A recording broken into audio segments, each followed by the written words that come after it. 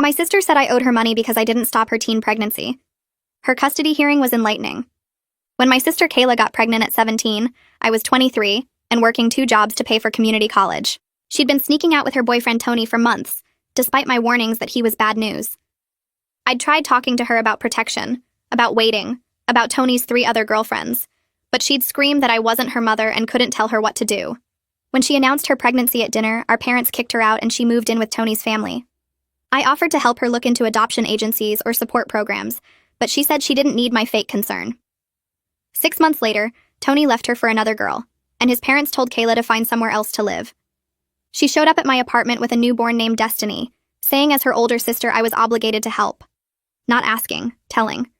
She said if I'd been a better role model and guided her properly, she never would have gotten pregnant, so this was partially my fault. She actually said I owed her for failing as a sister. I let her stay for what I thought would be a few days while she figured things out. Those days turned into months of hell. Kayla expected me to watch Destiny while she went out with friends because she said she was still young and deserved a life. She'd leave for entire weekends, turning off her phone while I had to call out of work to watch her baby. When I complained, she said I should have taught her about responsibility when she was younger, so this was my chance to make up for it. She'd spend the child support money from Tony on clothes for herself, then demand I buy formula and diapers because I had a job.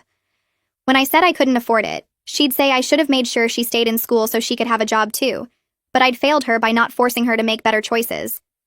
The mental gymnastics were insane. Everything was my fault for not preventing her pregnancy despite her fighting me every step of the way.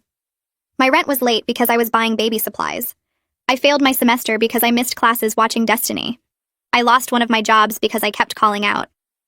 Kayla said these were small sacrifices compared to what she'd given up, and I should be grateful she was letting me be part of Destiny's life.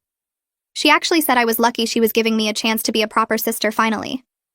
The breaking point was when Kayla applied for government assistance and listed me as Destiny's primary caregiver without telling me.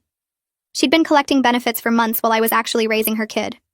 She used my address, my income information, everything. When I confronted her, she said I was basically Destiny's mom anyway since I did everything, so it made sense for me to be legally responsible. She said this was my opportunity to have the child I'd probably never have on my own since I was too boring to keep a man. That's when I started keeping records. Every time Kayla left Destiny with me, I wrote down dates and times. Every receipt for baby supplies I bought, saved. Every text where she said she was going out and didn't know when she'd be back, screenshot. Every time she called me mom in front of Destiny because she couldn't be bothered to correct her, recorded. 6 months of detailed documentation of abandonment. Then Kayla made a mistake. She posted online about being a struggling single mom who got no help from anyone, trying to get sympathy and donations from strangers. She said her family had abandoned her and she was raising Destiny completely alone while working 3 jobs. People started sending her money through crowdfunding apps. She'd raised $2,000 on lies when I decided enough was enough. I filed for emergency custody of Destiny. The court date was set and Kayla laughed, saying no judge would give a baby to an aunt over her mother. She didn't take it seriously, didn't even get a lawyer, just showed up in clubbing clothes she'd worn the night before, still smelling like alcohol and smoke.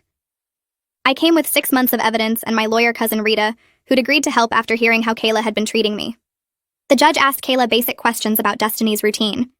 She didn't know what formula she used, what size diapers she wore, when her last doctor's appointment was. When asked about Destiny's favorite toy, Kayla guessed wrong.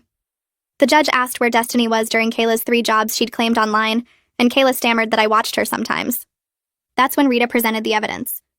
Requested Reads is on Spotify now. Check out link in the description or comments. Rita opened the binder with deliberate slowness, letting the pages fan out so everyone could see how thick it was. The judge leaned forward slightly as Rita started pulling out receipts, laying them across the table in neat rows. Each one showed my name, my card number, my purchases, formula, diapers, baby wipes, clothing in gradually increasing sizes as Destiny grew.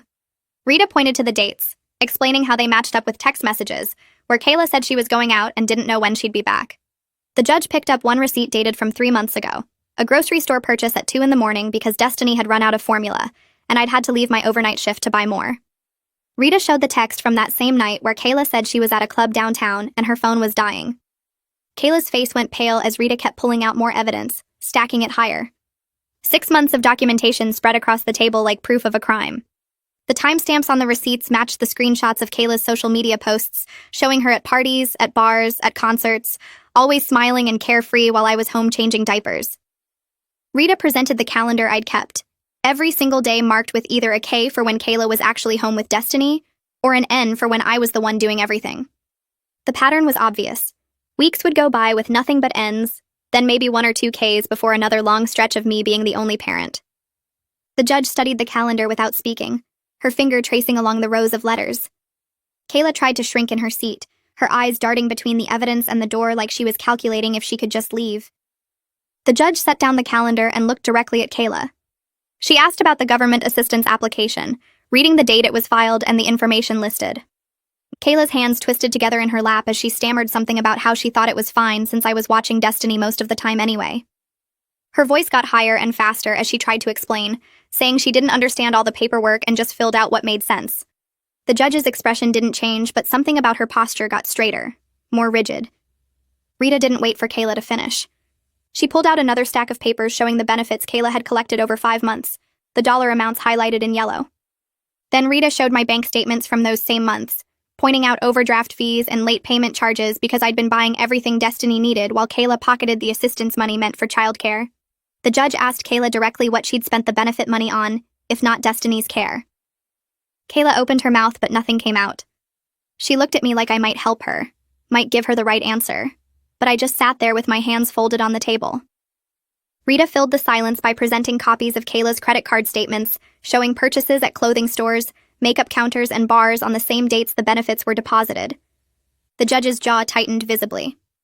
Rita moved to the crowdfunding campaign next, pulling up Kayla's posts on a tablet and turning it so the judge could read. The judge put on reading glasses and scrolled through Kayla's feed, her lips pressing into a thin line. She read one post out loud, her voice flat and professional, but somehow making every word sound worse. Kayla had written about being completely alone, about her family turning their backs on her, about working 3 jobs just to keep her baby fed.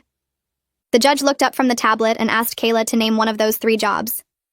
The courtroom went quiet. Kayla's mouth opened and closed like she was trying to form words but couldn't figure out which ones to use. She said something about babysitting sometimes and doing some online work, but couldn't provide any details when the judge pressed. Rita showed the judge the crowdfunding total, $2,000 raised on completely false claims. The judge asked if Kayla had reported that income, and Kayla's silence was answer enough. Rita presented screenshots of messages from people who donated, people saying they hoped things got better for her, people offering prayers and support to a single mom they thought was struggling alone. The judge's expression shifted from stern to something closer to disgusted. Kayla started crying, her shoulders shaking as tears ran down her face. She said she was desperate, that she didn't know what else to do, that everything had fallen apart, and she just needed help. Her voice broke on the last word, and for a second she almost sounded genuine. The judge waited for Kayla to finish crying before asking why she hadn't asked her family for help, instead of lying to strangers online. Kayla glanced at me and something flickered across her face that I'd never seen before, something that looked like actual shame instead of her usual defensiveness. She mumbled something about pride and not wanting to admit she'd failed. The judge asked if she understood that fraud was a crime, not just a mistake made out of desperation. Kayla nodded but kept her eyes down, her hands wiping at her wet cheeks. Rita remained perfectly still, letting the moment stretch out so the judge could see exactly who Kayla was under all the excuses. Haley Wagner stood up from her seat at the side table, carrying a folder that looked almost as thick as Rita's binder. She introduced herself to the judge as the guardian ad litem assigned to represent Destiny's interests in this case. The judge nodded for her to proceed. Haley opened her folder and began reading from her preliminary report, her voice steady and matter-of-fact. She'd visited my apartment 3 times over the past month, observing how I interacted with Destiny and how Destiny responded to me. She'd also attempted to observe Kayla with Destiny, but Kayla had missed 2 scheduled visits and showed up 40 minutes late to the 3rd. Haley described how Destiny called me Mama consistently, how she ran to me when she was upset, how she showed me her toys and wanted my attention during play. She noted that Destiny's attachment to me showed all the signs of a secure primary caregiver relationship. When Haley had asked Destiny about her other mama, meaning Kayla, Destiny had looked confused and said Mama was right here, pointing at me. The judge listened without interrupting, occasionally making notes on the papers in front of her. Haley's recommendation was clear and direct. I should receive temporary custody while a full evaluation was completed over the next several months.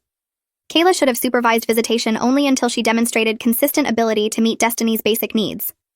The judge thanked Haley and set the report aside, her hand resting on top of it like she was already decided. The judge announced she was granting me temporary legal custody of Destiny effective immediately. Kayla's face crumpled like someone had physically hit her. The judge continued speaking, explaining that Kayla would have supervised visitation twice a week at the Family Services Center, and that she needed to demonstrate significant improvement in stability and judgment before any changes would be considered. Kayla tried to interrupt, half standing from her chair, but the judge held up one hand and told her to sit down. The judge's voice got firmer as she explained this wasn't about Kayla's feelings or wants. This was about what Destiny needed. Stability. Consistency. A caregiver who put her needs first. Kayla sank back into her chair, her hands covering her face as she sobbed. The judge didn't seem moved by the crying. She just kept outlining the visitation schedule, the requirements Kayla needed to meet, the timeline for future hearings. I felt something loosen in my chest, a tension I'd been carrying for so long I'd forgotten it was there. Destiny was safe now, legally protected. No matter what Kayla did, she couldn't just take her back. The judge wasn't finished. She ordered Kayla to repay all fraudulent government benefits within 6 months or face additional legal action. Then she said she was referring the crowdfunding fraud to the prosecutor's office for review of potential criminal charges. Kayla's head snapped up, her eyes wide with fresh panic. She started to say something, but the judge cut her off, saying the court had no discretion in cases of potential fraud. Rita squeezed my hand under the table. I wanted to feel bad for Kayla, wanted to feel guilty about what was happening to her, but mostly I just felt tired and relieved. She'd done this to herself. Every choice, every lie, every time she'd blamed me instead of taking responsibility. This was the consequence she'd been avoiding for almost 2 years.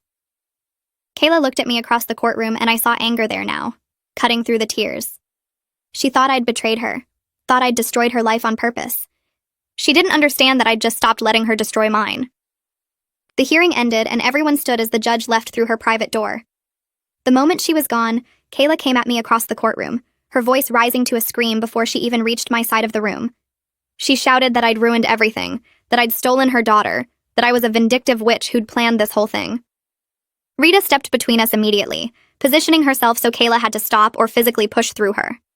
Rita's voice stayed calm but firm as she told Kayla that this behavior was exactly why she'd lost custody, that she needed to leave before she made things worse for herself. The bailiff moved closer, his hand resting on his belt in a way that made his readiness clear. Kayla kept screaming over Rita's shoulder, calling me names I won't repeat, saying things about my life and my choices that cut even though I knew they came from her pain. Other people in the courtroom were staring now. A clerk paused in gathering papers to watch. Rita told Kayla one more time to leave or the bailiff would remove her. Kayla finally stepped back, her chest heaving, her face red and blotchy from crying. She pointed at me and said this wasn't over, that I hadn't won anything. Then she turned and shoved through the courtroom doors hard enough that they banged against the walls. I picked Destiny up from the daycare attached to the courthouse where she'd been playing during the hearing. She reached for me immediately, her little arms wrapping around my neck. The drive home took 20 minutes and she fussed in her car seat the whole way, sensing something was different even if she didn't understand what. Back at our apartment, I made her lunch while she clung to my leg, not wanting to let me out of her sight. She picked at her food, eating maybe half before pushing the plate away. I carried her to her room for nap time and she fought it at first, crying and calling for Mama in a way that made my heart hurt. But I held her and rocked her and sang the song she liked, and eventually her eyes got heavy. She fell asleep with her hand fisted in my shirt, making sure I couldn't leave without her knowing. I sat there on the floor next to her crib watching her breathe, watching her face relax into peaceful sleep. The weight of what had just happened settled over me like a physical thing. I wasn't just her aunt anymore, wasn't just helping out temporarily. I was her legal guardian now, responsible for everything, every decision, every problem. Every need she had was mine to meet. She was 2 years old and I was 24, and this was my life now. That evening after Destiny woke up from her nap and I'd fed her dinner and given her a bath, my phone rang. Raina's name showed on the screen. I answered while Destiny played with blocks on the living room floor. Raina said she'd heard about the hearing from my mother, said she was proud of me for standing up for Destiny when nobody else would. She offered to help with childcare when I had classes, said she had flexible hours at her job and could watch Destiny a few times a week if I needed. I thanked her, feeling tears prick at my eyes from the kindness after such a hard day. Then Raina said something that made me freeze. She admitted the family had known for months that Kayla was taking advantage of me. They'd all seen it happening, seen me struggling, seen Kayla partying while I raised her baby. But nobody wanted to get involved in the drama, didn't want to pick sides, didn't want to make things awkward at family gatherings. They'd just watched and stayed quiet while I drowned. Raina apologized, said she should have spoken up sooner, should have offered help before it got this bad. I told her it was okay, even though it wasn't really. even though knowing they'd all just watched hurt almost as much as everything Kayla had done. But I needed the help now more than I needed to hold a grudge. Destiny threw a block and laughed, oblivious to the adult conversation happening over her head. I told Raina I'd take her up on the childcare offer, and we made plans for her to come by next week.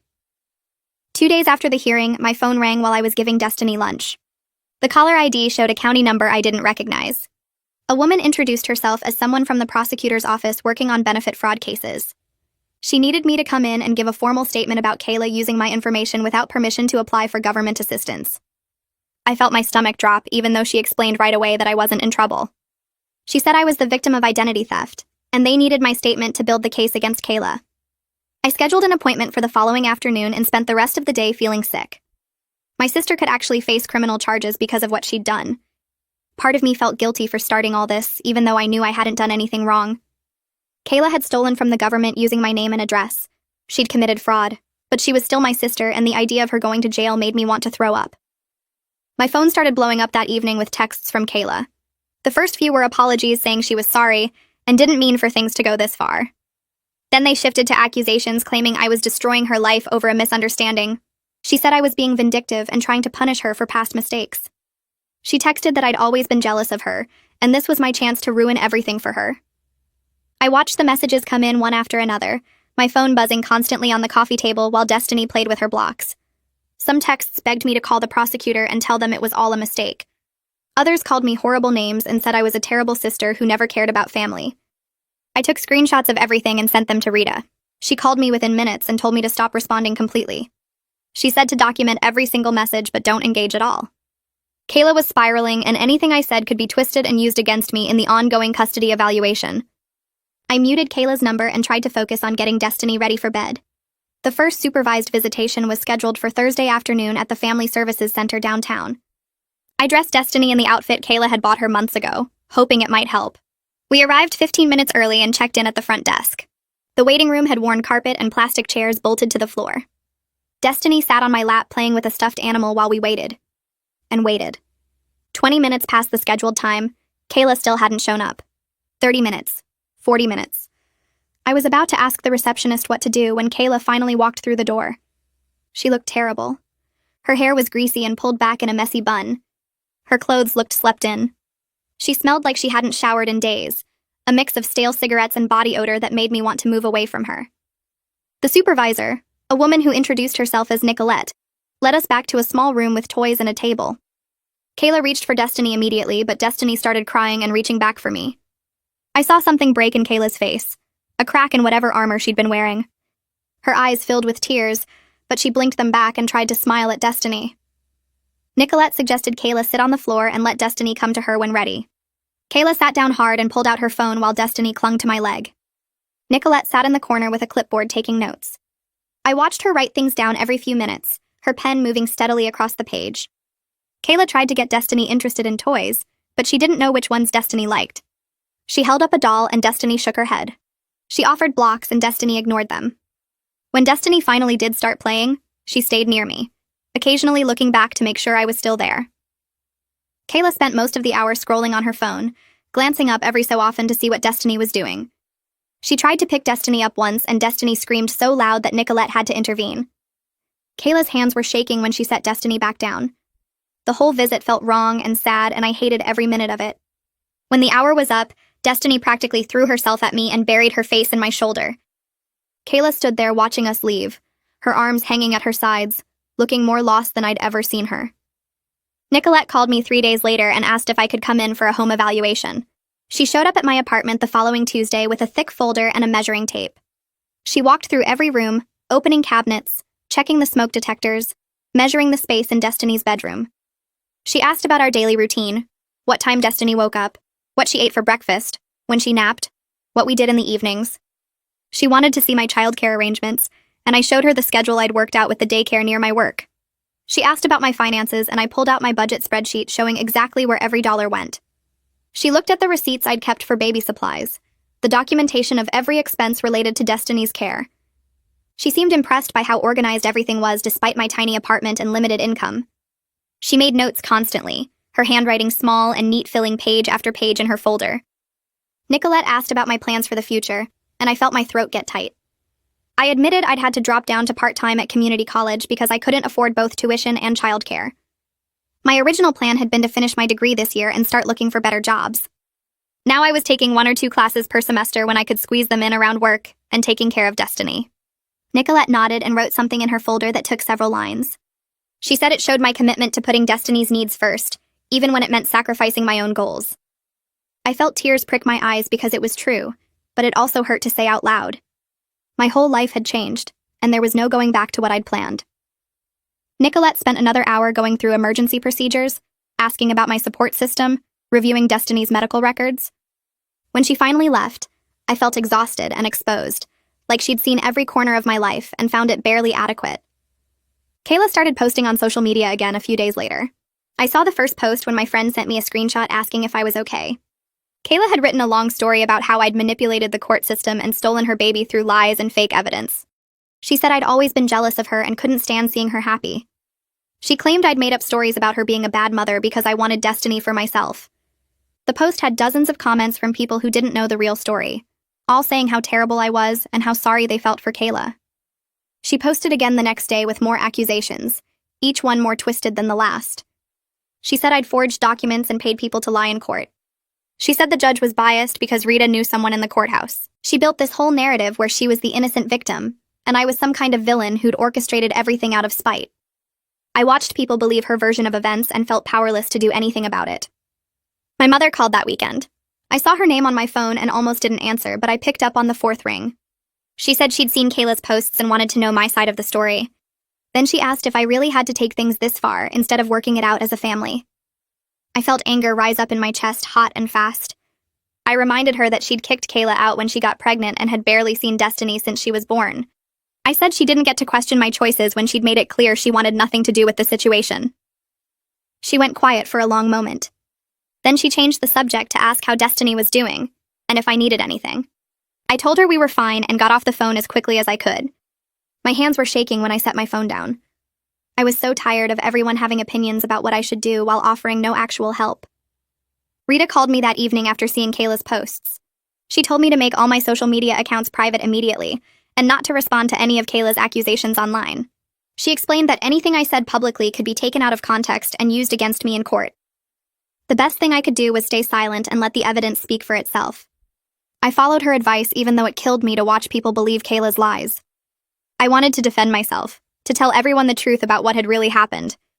But I kept my mouth shut and made my accounts private, and watched my sister spin her story to anyone who would listen. It felt like losing even when I knew I was doing the right thing. The second supervised visit happened 2 weeks later. I brought Destiny to the Family Services Center expecting another awkward hour like the first time. But when we walked into the waiting room, Kayla was already there with a guy I'd never seen before. He had his arm around her shoulders and she was laughing at something he'd said. When she saw us, she jumped up and pulled the guy over. She introduced him as Lucas and told Destiny he was going to be her new daddy. Destiny hid behind my legs while Lucas tried to high-five her. The supervisor came out and immediately asked who Lucas was. Kayla said he was her boyfriend and she wanted him to meet Destiny during the visit. Nicolette's expression went hard and she separated them, explaining that only Kayla was approved for visitation. Kayla started arguing that Lucas was going to be part of Destiny's life, so he needed to be involved now. Nicolette repeated that the court order specified supervised visits for Kayla only, and if she couldn't follow that rule, the visit would be canceled. Lucas looked uncomfortable and said he'd wait in the car. Kayla shot me a look like this was somehow my fault, before following Nicolette back to the visitation room. I waited in the car while the visit finished, watching through the window as Kayla tried to get Destiny to play with blocks. Destiny kept looking toward the door where I'd left, and Kayla's frustration showed in how roughly she stacked the blocks. When the hour ended, Nicolette walked them out and gave me a tight smile that didn't reach her eyes. Destiny ran to me and wrapped her arms around my legs, burying her face against my jeans. Kayla stood in the doorway with her arms crossed, watching us with an expression I couldn't read. I buckled Destiny into her car seat and drove home without looking back. Nicolette called me that evening after I'd put Destiny to bed. She asked if we could talk about what she'd observed during the visit, and I settled onto my couch with a knot forming in my stomach. She said Kayla's behavior with the boyfriend showed concerning judgment about appropriate boundaries, especially bringing someone new around Destiny without proper introduction or approval. I agreed, remembering how uncomfortable the whole situation had felt. Then Nicolette asked if Kayla had a history of rushing into relationships, and I told her about Tony and how that had ended. I mentioned the 2 other serious boyfriends Kayla had introduced to Destiny in the past year, guys who'd been around for a few weeks before disappearing. Nicolette went quiet for a moment, then said she'd be noting this pattern in her evaluation. She thanked me for being honest and said she'd be in touch soon. 3 days later, Rita called with news that made my hands shake. The prosecutor had filed formal charges against Kayla for benefit fraud and theft by deception related to the crowdfunding campaign. Rita explained that the evidence I'd provided had been strong enough to warrant criminal prosecution, not just civil penalties. I felt sick even though I knew this was a natural consequence of Kayla's choices. That night, my phone rang at almost midnight. Kayla's name flashed on the screen and I almost didn't answer, but something made me pick up. She was sobbing so hard I could barely understand her at first. She said the police had contacted her about the charges and she was going to jail, and this was all my fault for giving them the evidence. I let her cry for a minute before telling her I hadn't filed criminal charges. The prosecutor had done that on their own. She begged me to make them drop the charges, to tell them it was all a misunderstanding. I explained as gently as I could that I didn't control what the prosecutor did, that once they had evidence of a crime, they had to pursue it. She called me a liar and hung up. The next scheduled visit came and went without Kayla showing up. I sat in the Family Services Center waiting room with Destiny for 20 minutes past the start time before Nicolette came out and said Kayla hadn't called to cancel. Destiny asked where her other mama was, and I didn't know what to tell her. We went home and I tried to keep our afternoon routine normal, but I felt sad watching Destiny look toward the door every time she heard a noise. The following week's visit was the same. No Kayla, no phone call, just me and Destiny sitting in that waiting room until Nicolette told us we could leave. She made notes on her clipboard and said this pattern of inconsistency was concerning. I asked if Kayla had given any reason for missing the visits, and Nicolette said she hadn't been able to reach her at all. Destiny stopped asking about her other mama after that second missed visit, which somehow made me sadder than the asking had. I'd been thinking about going back to the school full-time, but I needed childcare I could actually afford. The community college had a partnership with a daycare program that offered reduced rates for students, so I scheduled a tour. The director showed me around the toddler room where kids Destiny's age played with toys and did simple crafts. She asked about Destiny's routine and needs, and I answered all her questions easily because I knew everything about this kid's life. When she asked about allergies and medical history, I pulled out the folder I kept with all of Destiny's documents. The director smiled and said most parents weren't nearly this organized. I enrolled Destiny for 3 mornings a week so I could take more classes. Filling out the enrollment forms felt strange when I wrote my name on the line for guardian, instead of checking the box for aunt or other relative. The permanence of it hit me hard, seeing my name there in black ink as the person legally responsible for this child. 2 weeks later, Nicolette called and asked if I could meet her at her office the next afternoon. I arranged for my aunt to watch Destiny and showed up nervous about what she might have found. Nicolette had a thick file on her desk when I walked in, and she got straight to the point. She'd conducted a surprise home visit to Kayla's current address the day before. I felt my stomach drop, wondering what she'd discovered. Nicolette said she'd found Kayla living in a 1-bedroom apartment with her boyfriend and 2 of his roommates. The apartment had been cluttered with clothes and dishes piled everywhere, and there was no appropriate sleeping space for a child. When Nicolette had asked where Destiny would sleep if she came to visit, Kayla had gestured vaguely at the couch. Nicolette had also noted that one of the roommates had been smoking inside, despite Kayla claiming the apartment was smoke-free.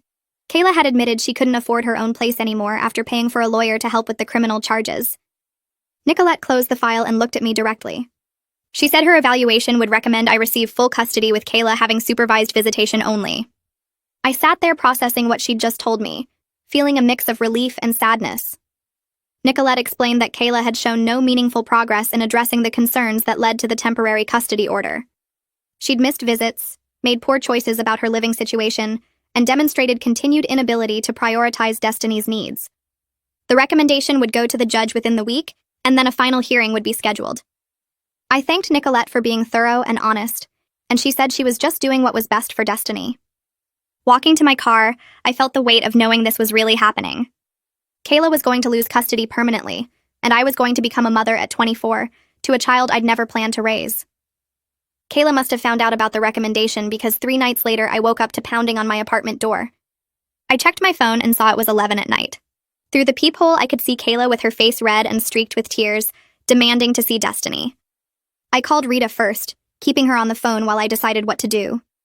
Rita told me not to open the door and to call the police immediately. I dialed while Kayla kept pounding and yelling that I'd stolen her daughter and ruined her life. The neighbor's lights started coming on. When I told the dispatcher my sister was violating a custody order by showing up at my home, she said officers were on their way. Kayla was still pounding when I heard sirens. I watched through the peephole as 2 officers talked to her and she pointed at my door while crying. They walked her to their car and I saw her get in the back seat. One officer came to my door and I opened it with Rita still on the phone. He said they were giving Kayla a warning about violating the custody order and that if she came back, they'd arrest her. After he left, I locked the door and checked on Destiny, who'd somehow slept through the whole thing. The next morning, I woke up to a long email from Kayla. The subject line said, "Please read this," and I almost deleted it. But something made me open it. She wrote that she knew she'd messed everything up and that showing up at my apartment was wrong. She said she'd been talking to her therapist about her patterns and was starting to understand how her choices had hurt Destiny. She wanted to enroll in parenting classes and commit to regular therapy to prove she could change. The email sounded different from her usual blame and excuses, more genuine and self-aware. She asked if I would support her getting more visitation if she showed consistent improvement over time. She said she understood why I had custody and that Destiny deserved stability, but she wanted to be a real mom eventually. I read the email 3 times, feeling torn between hope that she might actually be changing and doubt based on all the times she'd made promises before. I called Rita and read her the email over the phone. Rita listened without interrupting, then asked what I wanted to do. I admitted I had conflicting feelings about wanting to help my sister, while also protecting Destiny from more disappointment and instability. Rita reminded me that Kayla had made promises before and broken them, that words were easy, but actions were what mattered. She said my primary responsibility was to Destiny's well-being, not to Kayla's feelings or my own guilt about the situation. We talked for almost an hour about boundaries and realistic expectations. Rita helped me understand that supporting Kayla's growth didn't mean changing the custody arrangement until she'd proven real, sustained change over a long period of time. I felt clearer after we hung up, knowing what I needed to say. I wrote back to Kayla that afternoon while Destiny napped. I told her I was glad she was recognizing her patterns, and that I would support her getting help. I said therapy and parenting classes were good steps and I hoped she'd stick with them. But I also said the custody arrangement needed to stay as it was until she demonstrated real, sustained change over time, not just a few weeks of effort. I explained that Destiny needed stability and consistency, and that meant I had to be cautious about any changes to our routine. I hit send and felt good about setting that boundary clearly. Kayla's response came back within an hour. She said I was being controlling and punishing her for past mistakes instead of giving her credit for trying to change now. She accused me of wanting to keep Destiny from her permanently, and said I was using the custody order as a weapon.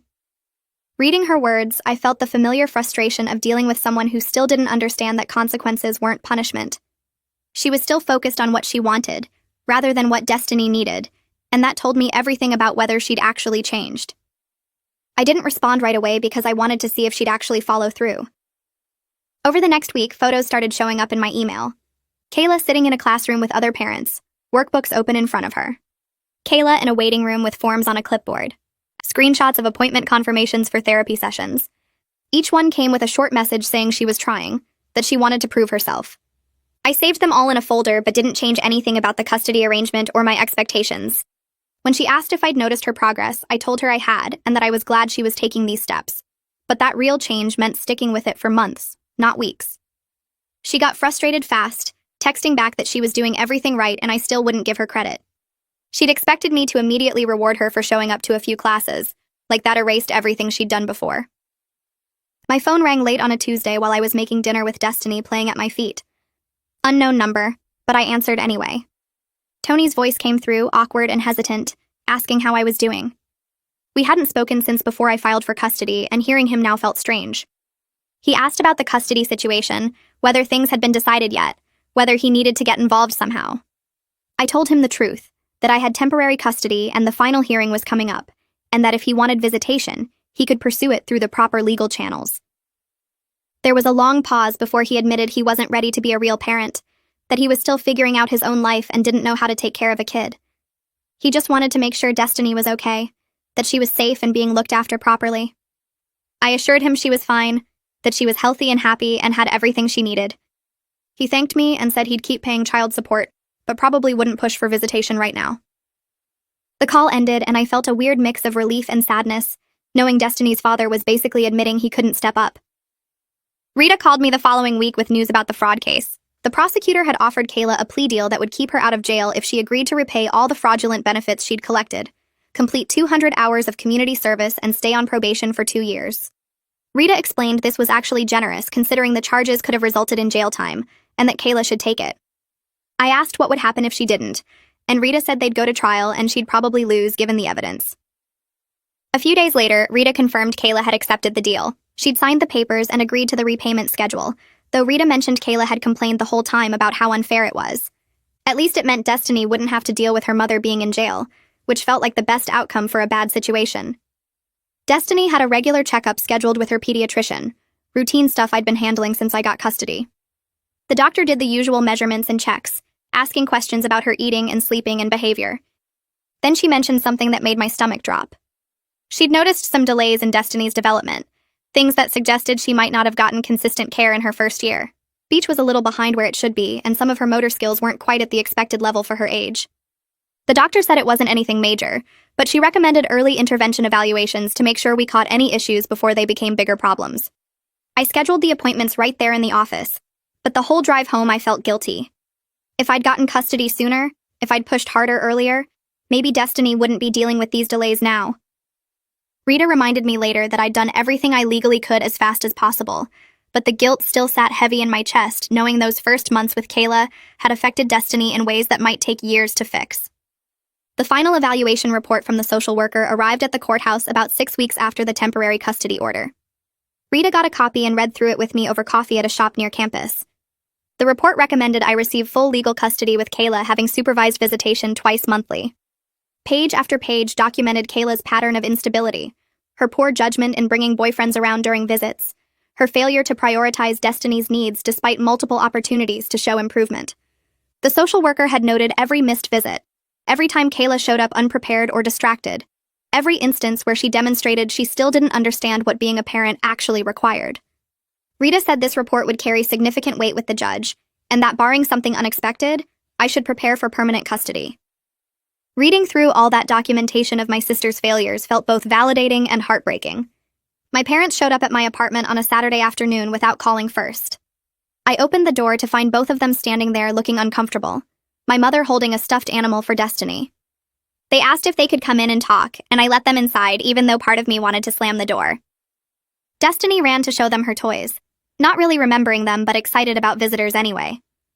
We sat in my tiny living room and my mother started crying before anyone said anything. She apologized for not supporting me sooner, for staying out of everything and leaving me to handle it alone. She admitted she'd been ashamed of how the family situation looked to outsiders, how it was easier to pretend nothing was happening than to get involved in the mess.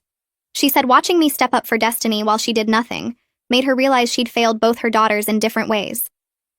My father sat quietly for most of it, but eventually he spoke up too. He acknowledged that kicking Kayla out when she got pregnant probably made everything worse instead of teaching her responsibility like they'd hoped. He said watching me raise Destiny while working and going to the school showed him what real responsibility looked like, that I'd stepped up in ways they should have. They offered to help financially with Destiny's care going forward, to contribute to daycare or medical bills or whatever I needed. My father said they'd testify at the final hearing if it would help my case, that they'd tell the judge Kayla wasn't capable of providing stable care. I didn't know what to say at first. Part of me was angry they were only showing up now that the hard part was done, but another part was relieved to finally have some family support. I told them I'd think about the financial help and let Rita know about their offer to testify. After they left, Destiny asked if those people were coming back, and I realized she didn't even know her own grandparents. 8 weeks after starting her parenting classes, Kayla completed the program, and her therapist wrote a letter for the court file. Rita got a copy and read it to me over the phone. The therapist said Kayla was making progress in understanding her patterns of blame and avoidance, that she was starting to recognize how her choices had affected Destiny and take accountability for her actions. The letter was positive overall, acknowledging the work Kayla had put in and the insights she'd gained through therapy. Rita was quiet for a moment after reading it, then said it was good that Kayla was working on herself, but that 8 weeks of classes and therapy didn't outweigh 18 months of documented neglect and abandonment. The letter would go in the file and the judge would consider it, but it wouldn't change the overwhelming evidence showing Kayla's pattern of instability and poor judgment. I felt conflicted reading about my sister's progress, wanting to believe she was really changing while knowing that wanting something didn't make it true. The conflicted feeling stuck with me for days. I kept thinking about how Kayla had actually shown up to classes, actually gone to therapy, actually tried to do something right for once. Part of me wanted to give her credit for that. to acknowledge the effort even if it didn't change the custody situation. But every time I started feeling like maybe I was being too hard on her, I'd remember something. The nights she'd disappeared without warning. The times Destiny had cried for hours while I tried to figure out how to soothe her because Kayla hadn't bothered teaching me her routines. The rent money I'd spent on diapers and formula. The semester I'd failed. Rita must have sensed my doubt because she called one evening and asked how I was doing with everything. I admitted I felt like the bad guy for not giving Kayla more credit for her recent efforts. Rita reminded me that 8 weeks didn't erase 18 months of neglect, that Kayla was only doing the bare minimum now because she was facing real consequences, not because something fundamental had changed inside her. She pointed out that Kayla had plenty of opportunities to step up before I filed for custody, and she'd chosen not to until a judge forced her hand. That conversation helped me remember why I'd fought for custody in the first place. The final custody hearing got scheduled for 6 weeks out, and I spent the week before preparing my testimony with Rita. We met at her office after I dropped Destiny at daycare, and she coached me through the questions I'd likely face. She warned me that Kayla's public defender would try to paint me as vindictive, as someone using the custody system to punish my sister instead of doing what was best for Destiny. Rita told me to stay calm no matter what they said, to keep my answers focused on specific examples rather than emotional accusations. We practiced for hours, Rita playing the role of hostile attorney while I learned to respond without getting defensive. She taught me to redirect any attacks back to facts, to answer questions about my motivations by talking about Destiny's needs instead. By the end of the week, I felt as prepared as I could be, though my stomach still twisted every time I thought about sitting in that courtroom and testifying against my own sister. The morning of the final hearing, I woke up at 5 after barely sleeping. I'd laid out my clothes the night before, a simple blue dress that Rita said looked professional without trying too hard. I fed Destiny her breakfast and dropped her at daycare early, hugging her tight before I left. The director told me not to worry, that they'd take good care of her no matter how long the hearing took. I met Rita outside the courthouse at 8:30, and we went through everything one more time while sitting on a bench in the hallway. She reminded me to breathe, to pause before answering questions, to look at the judge instead of Kayla when I spoke. My hands wouldn't stop shaking. Kayla arrived 15 minutes before the hearing started with a public defender I'd never seen before. She wore black pants and a plain white shirt, her hair pulled back in a neat ponytail. She looked tired but put together. Nothing like the mess she'd been at the emergency custody hearing. Her public defender was a young guy who kept checking his phone and didn't seem particularly invested in the case. Kayla glanced at me once when she walked in but didn't say anything, just sat down at her table and folded her hands in front of her. I noticed her leg bouncing under the table, the same nervous habit she'd had since we were kids. Rita squeezed my arm and told me Kayla's appearance didn't change anything, that looking responsible for one morning didn't erase 18 months of documented neglect. The bailiff called us to order and Judge Sterling Boggs entered the courtroom. She was the same judge from the emergency hearing, a woman in her 50s with gray hair and sharp eyes that seemed to see right through everyone. She settled into her seat and opened the file in front of her, taking a moment to review before looking up at both tables. The judge started by summarizing where we were in the proceedings, noting that temporary custody had been granted to me 4 months ago, with supervised visitation for Kayla. She said today's hearing would determine permanent custody arrangements based on the evidence and testimony presented. My stomach twisted into knots. Judge Boggs picked up Nicolette's evaluation report and spent several minutes reading through it silently. Then she looked directly at Kayla and asked what had changed since the temporary custody order was issued.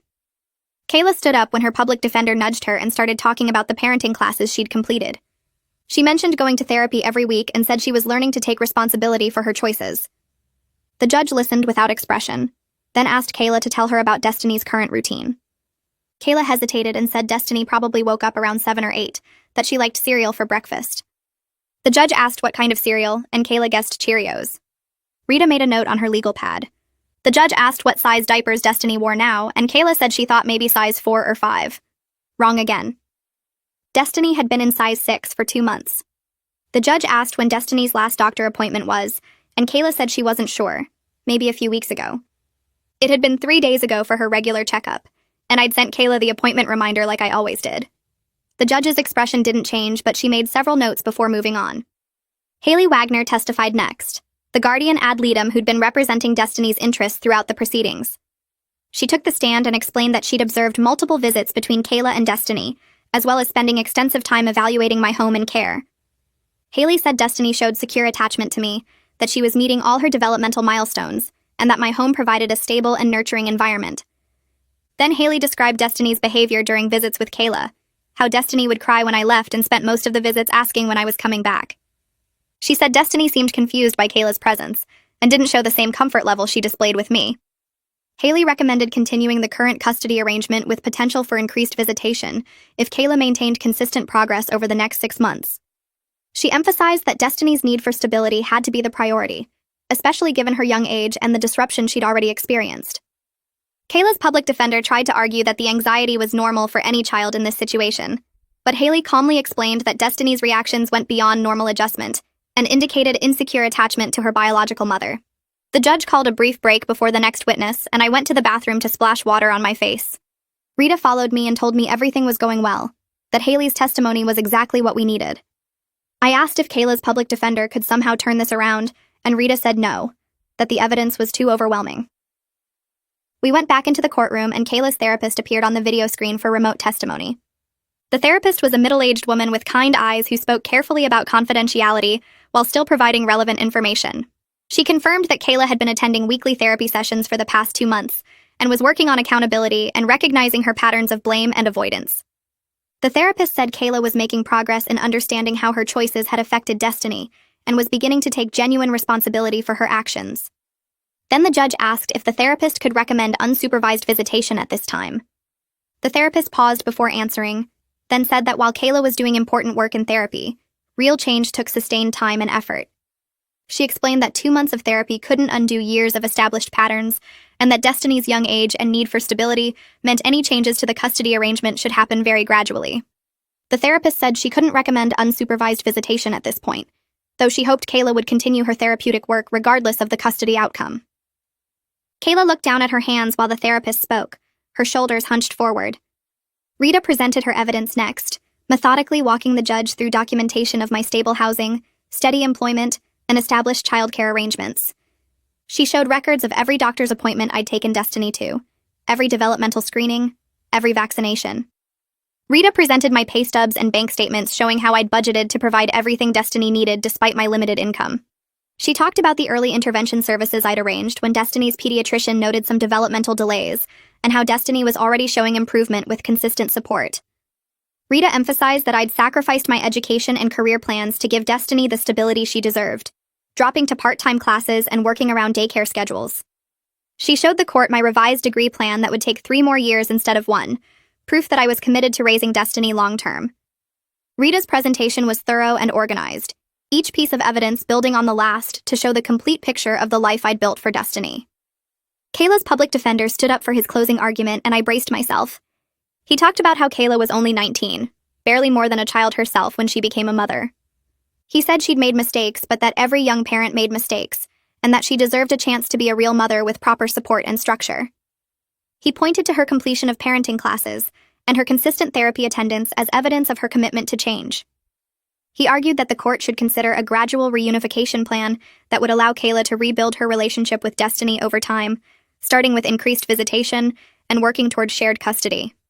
He said taking away a mother's child permanently was a drastic step that should only happen in cases of severe abuse or neglect, and that Kayla's situation was more about being young and overwhelmed than being unfit. The public defender spoke passionately, but I could tell he was working with limited information, that he didn't really know Kayla or understand the full scope of what had happened. Rita was already preparing her response. The judge called me to testify, and I walked to the witness stand on shaky legs. Rita started with basic questions about when Kayla moved in with me and how the living situation evolved. I described the first few weeks when I thought Kayla just needed temporary help, then how it became clear she had no intention of actually parenting Destiny. I walked through my documentation, explaining how I'd started keeping records after Kayla listed me as Destiny's primary caregiver without permission. Rita asked me to describe a typical week during the time Kayla lived with me, and I detailed the nights Kayla would disappear, the mornings I'd wake up to find Destiny alone in her crib crying while Kayla was passed out or not home at all. I talked about missing work and failing my classes because I was the only one caring for Destiny.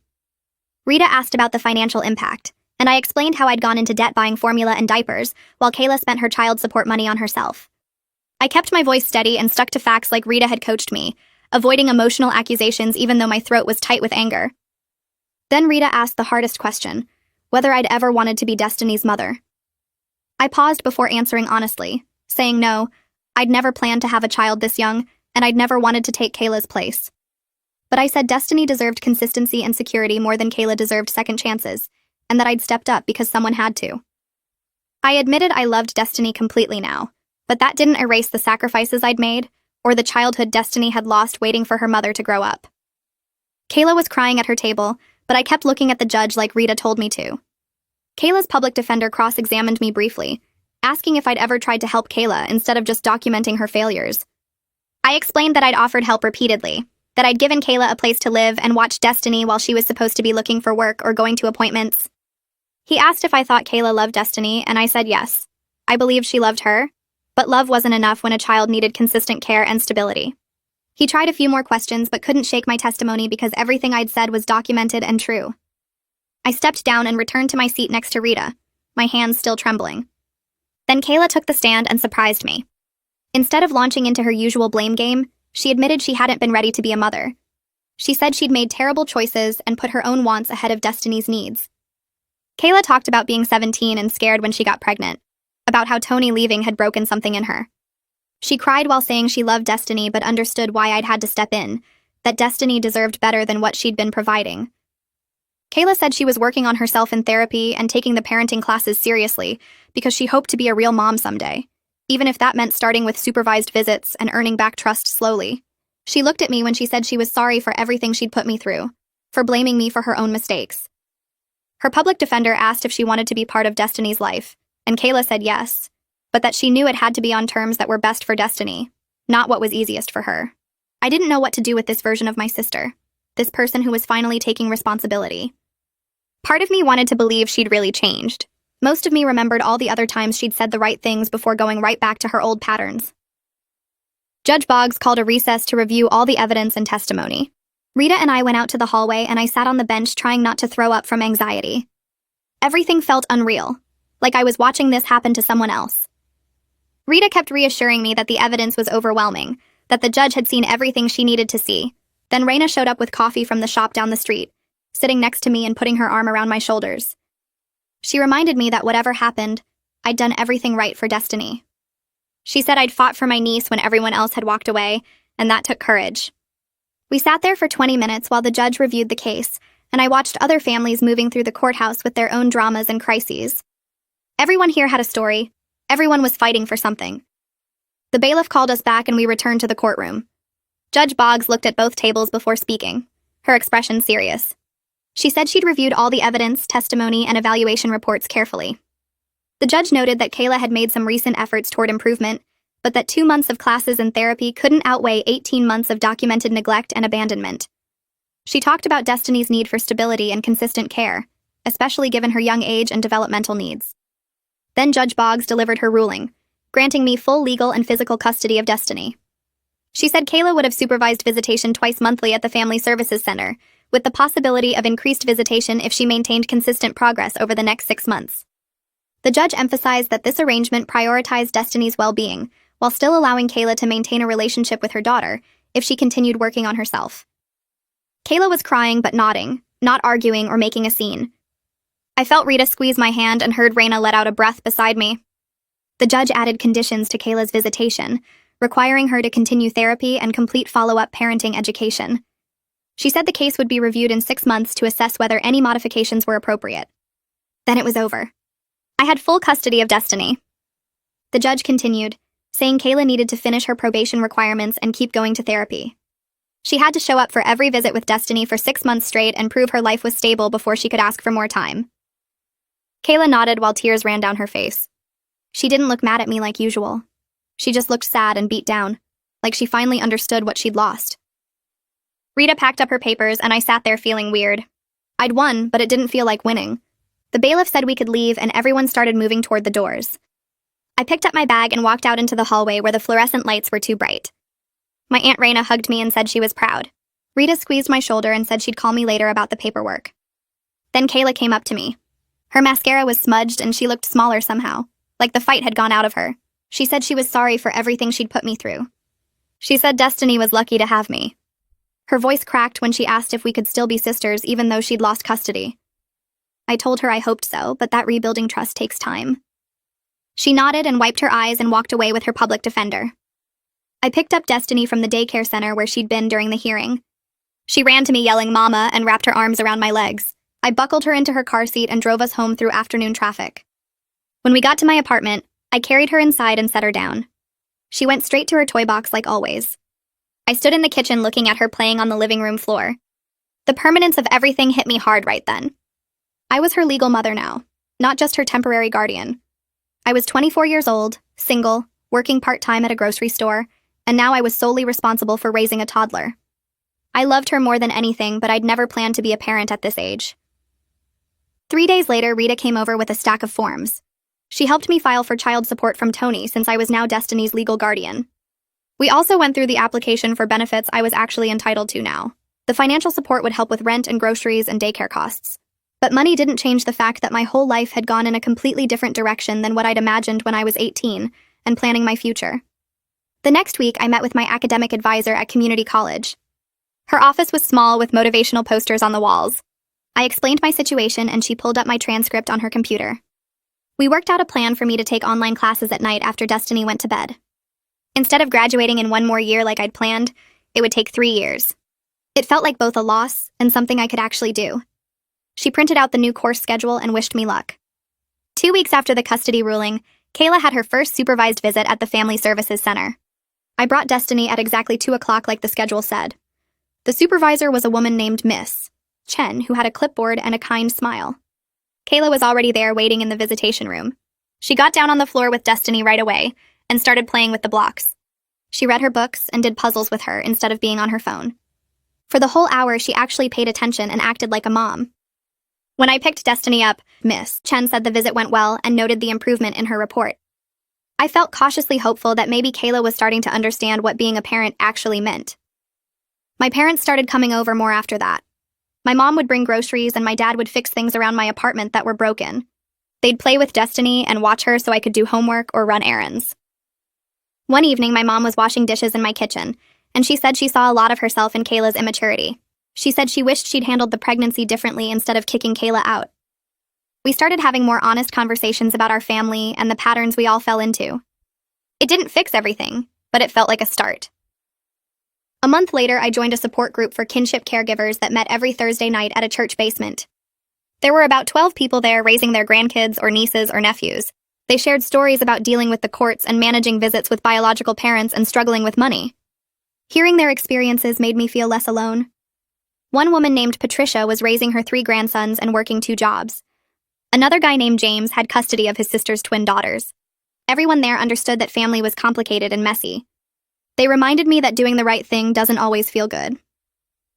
3 months after the final custody ruling, Destiny started calling me Mama all the time. She barely asked about Kayla between visits anymore. I felt guilty about this, even though the therapist I'd started seeing said it was normal for toddlers to attach to their primary caregiver. I made sure to show Destiny photos of Kayla on my phone and talk about her in positive ways. I'd say things like, "Your other mama loves you very much, and she's working hard to be the best mama she can be." Destiny would look at the pictures and say, "Okay," and then go back to playing.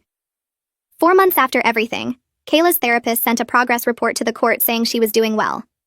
Kayla had gone to every single supervised visit without missing one. She'd finished all her probation requirements and paid back some of the money she owed. She got a job at a retail store in the mall, folding clothes and working the register. She moved into her own studio apartment and sent me pictures of it. The apartment was small but clean, with a bed and a table and a TV. She texted asking if I was proud of her. I texted back saying I was proud of her efforts and I hoped she kept building a stable life. I texted back that I was proud of her work and hoped she kept going. Then I added that custody wouldn't change anytime soon. She needed to know I wasn't going to flip everything just because she'd been doing better for a few months. Her reply came fast. She said she understood and that she had to prove herself over time. She wrote that Destiny's well-being came first, and she got that now. Reading those words from Kayla felt strange. She'd never talked like that before. Maybe the therapy was actually working. Maybe she was starting to see things clearly instead of through the filter of blame and excuses she'd used for years. I wanted to believe it, but I also knew people could say the right things without meaning them. Time would tell if this was real change or just another performance.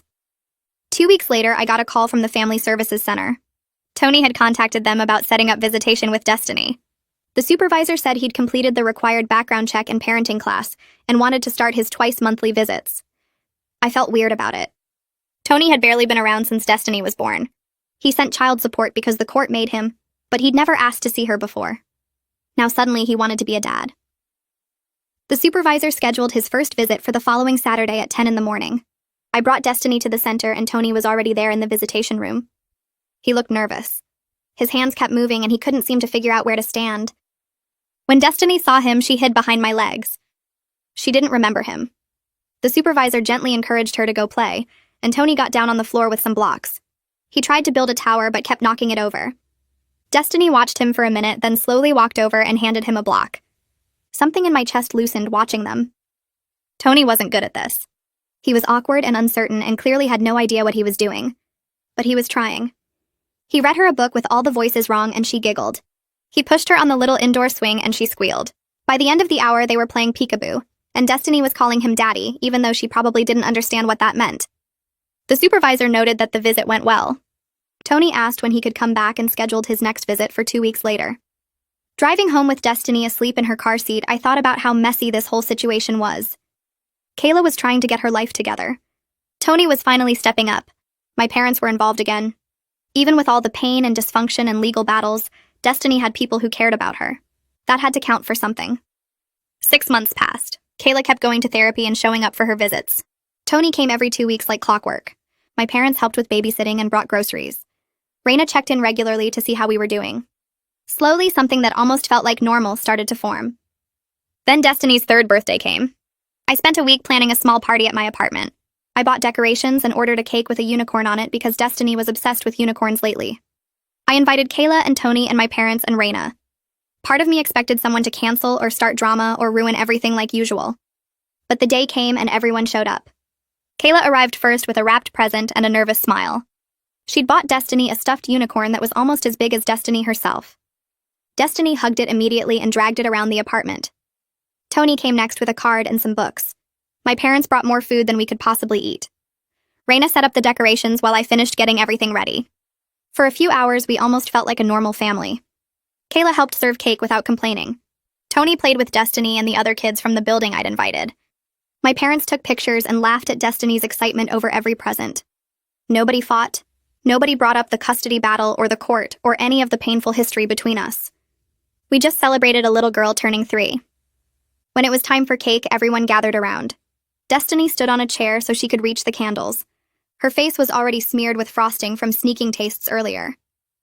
I lit the 3 candles and we all sang happy birthday. Watching her blow them out with everyone cheering, I felt something shift inside me. My 20s were supposed to be different.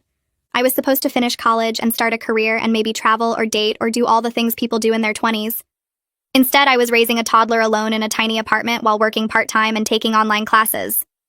I'd lost the life I'd planned. But looking at Destiny's joy as she clapped and laughed surrounded by people who loved her, I knew I'd made the right choice. She was happy and healthy and safe. She'd grow up knowing she was wanted and fought for. That was worth every sacrifice. Life didn't turn out how I expected, but I wouldn't change it. Not when it meant protecting her. Not when it meant she got to have moments like this with frosting on her face and a room full of people who cared.